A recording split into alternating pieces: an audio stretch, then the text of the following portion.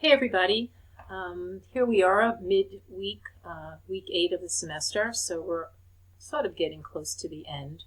I wanted to just leave a few-minute video about our next upcoming more major writing assignment and the last writing assignment of the semester, yippee. And it's a normal psych of the movies paper, so it's going to be a bit of a movie review, but again, keeping that therapist hat on as you did with your case studies. So again, those grades have been recorded. I was really impressed with the thoughtfulness and thoroughness that many of you applied, or most of you applied to this to the case study. And this paper is a similar process. It's going to go back to our mission statement about applicability, relevance, the usefulness of the information you've acquired thus far through the first 7.5 weeks of the semester. And again, this class has always been about application, applying the information, making it useful, making it relevant, and actually leaving this class in a few weeks with that knowledge because it's been more active learning, right? You're active in the content.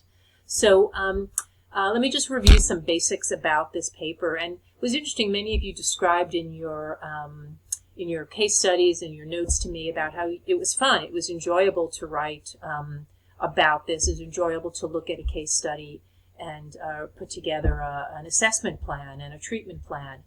So this is, again, a very similar assignment. So this paper, again, is a 75-point paper, so a little bit more at stake here, if you will. And again, let's be clear, this is due on July 24th, which is a week from Friday, so it's about 10 days from today.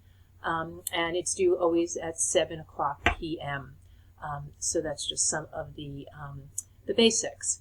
So let me just scan down here a little bit and look at some of the content here. So the purpose of this writing experience is to integrate again and apply your knowledge of abnormal psychology and treatment and some of the research and how it gets applied to movie characterizations of psychological disorders. If you remember in maybe week 6, we did mood disorders and bipolar disorder, and you looked at a whole ensemble of clips from the movie Silver Linings Playbook, which talked a lot about bipolar disorder. So a similar kind of an approach. I'm not going to go into everything on here, but I just want to go through some of the general instructions. So you're going to pick a movie. There's a movie list coming up that portrays a character. I would probably leave it up to characters. Some movies, there's 2 characters that really play off of each other really well, and some students choose to look at both. But all you really need to do is choose one character from a movie who's experienced a psychological disorder or mental illness. And let's be clear, every movie we watch, every sitcom, every series on Netflix, Prime, there's always a lot of mental illness going on in your characters. It's interesting to watch them. We don't want to watch movies about quote-unquote normal people, right? They're just not as interesting. So you're going to choose a movie. It's a 4-page paper. You need to watch the movie. If it's a movie you've watched before and that's on the list, that's fine. I would certainly recommend watching it again because you're going to be watching it through a different set of eyes now. And I think you might pick up on a lot more information based on the knowledge you've acquired. So there's basically, I believe, 4 steps to the process. One is to do a brief summary of the character.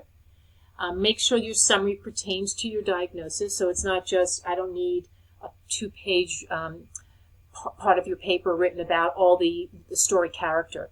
What pertains to the disorder or disorders that you're going to assess? You're going to provide a diagnosis of the character. Again, you need to consult the DSM-5 again.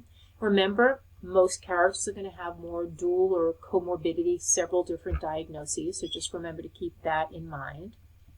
You're going to then use research that provides current information on this particular disorder and or treatment methods. So you'll need 2 references from a database, and we'll talk about that in a second. They'll need a couple of in-text citations. So this is more of a comprehensive research article.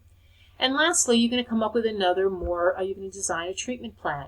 Some of these movies do show some treatment, but it is by no means comprehensive. So I would certainly discuss the treatment if the movie does demonstrate that, in the movie itself.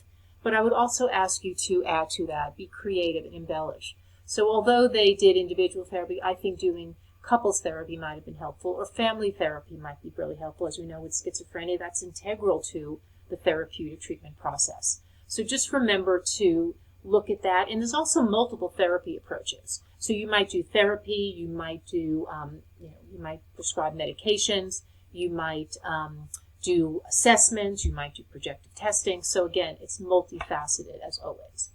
What I mentioned before is reference requirements. You need 2 references from peer-reviewed journals, which you can get access to through EBSCO on the online Front Range online databases. And again, you'll need to utilize the DSM-5. And part of this information, you'll have a minimum of 3 in-text citations. Again, you can have 5, you could have 10 in-text citations, you could have 4 references. This is the minimum that you need.